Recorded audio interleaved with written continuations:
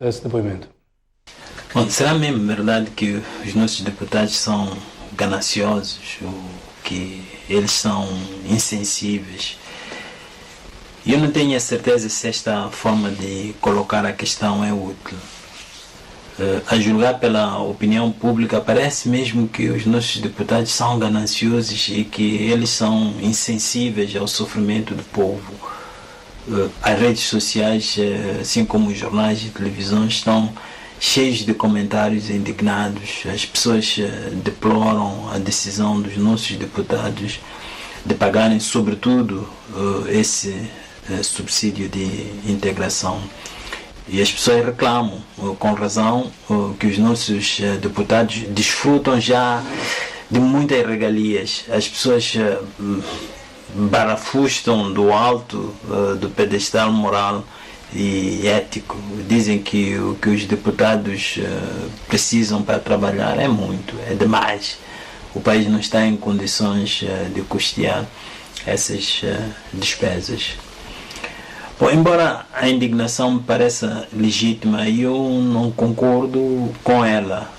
Ela só olha para um lado da questão. Ela olha para o lado da despesa e não olha para o que o deputado significa para o país. Na verdade, para mim, a questão de fundo não é quanto recebem os deputados. A questão de fundo é quanto vale a democracia para todos nós. É preciso primeiro responder a esta questão para depois perguntar o que significam os valores, sem dúvida exorbitantes, que o pacote prevê. O nosso verdadeiro problema não é o que o deputado oferece. O nosso problema é que estes incentivos todos não nos dão necessariamente o tipo de deputado que precisamos para fazer o nosso país funcionar. Os deputados que temos não são necessariamente os melhores. O trabalho que eles fazem não consiste necessariamente em representar os interesses dos seus eleitores. Devido à perversão do nosso sistema político, os deputados estão no Parlamento para defenderem os interesses dos partidos a que pertencem. Temos no Parlamento, por exemplo, deputados de Cabo Delgado, de ambas as bancadas, isto é, da bancada da Frelimo e da bancada da Renamo.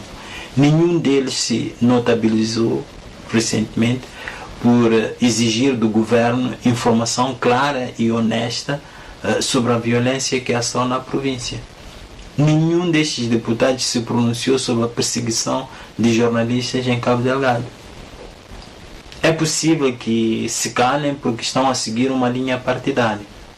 Mas seja qual for o motivo, o seu silêncio mostra que o sofrimento dos que os elegeram não está no topo das suas prioridades. Então, o deputado não faz aparentemente nenhuma diferença para a nossa vida, infelizmente. E o verdadeiro problema está aí.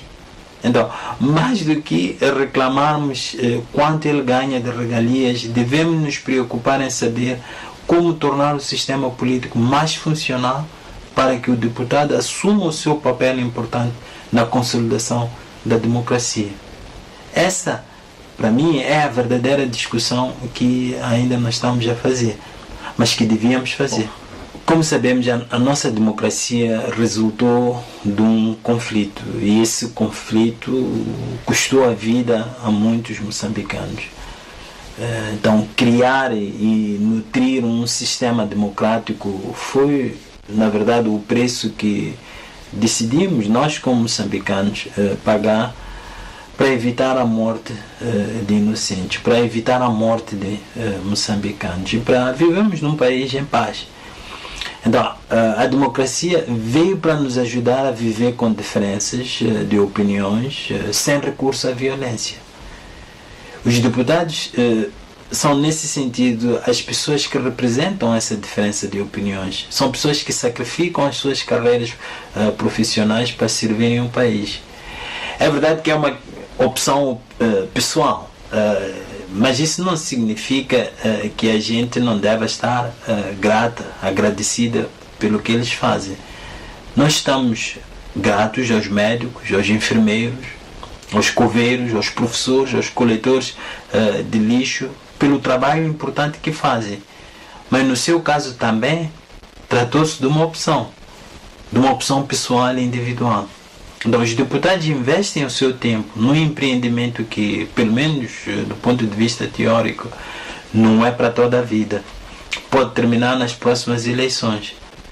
Garantir que, ao lado de um salário condigno e ao lado de condições de trabalho dignas, os deputados também tenham um subsídio de reintegração profissional é o mínimo que podemos oferecer a quem tem como missão dedicar o seu tempo, a sua energia e os seus recursos intelectuais à consolidação e garantia da viabilidade política do país.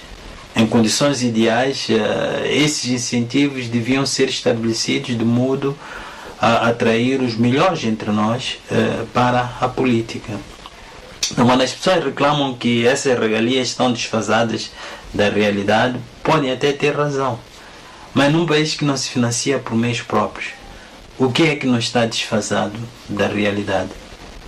Existem muitos funcionários públicos que realmente merecem o salário que oferem num país com tão baixa produtividade e em muitos setores tão maus serviços.